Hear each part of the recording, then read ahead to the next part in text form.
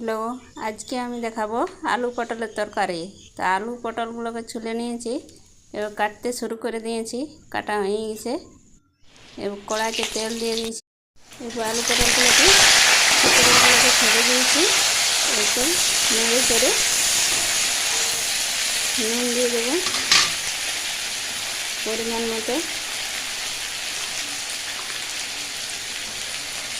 নুন দিয়ে দিয়েছি। এরপর নাড়বো, কিছুক্ষণ নাড়ার পর ঢাকা দিয়ে দিয়েছিলি, তারপর তুলে 10 মিনিট পর দেখি সিদ্ধ হয়ে গেছে। দেখছি আলু সিদ্ধ হয়ে গেছে। এরপর নেড়ে চেড়ে এরপর হলুদ দিয়ে দেবো, হলুদ দিয়ে দিয়েছি।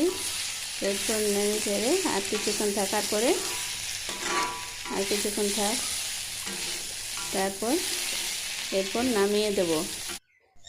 কড়াইতে দিয়ে দিয়েছি 5 ফোড়ন, তেল হয়ে গেছে।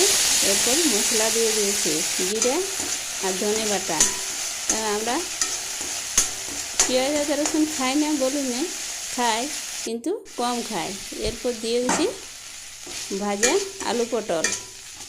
এরপর জল দিয়ে দেবো, জল দিয়ে দিয়েছি। কিছুক্ষণ ফোটার পর নামিয়ে নেব, আর পরে সেটা টেস্ট করব। এখন খাওয়া হবে না, কারণ আমরা দেরিতে খাই। দিয়ে রেখে দেব।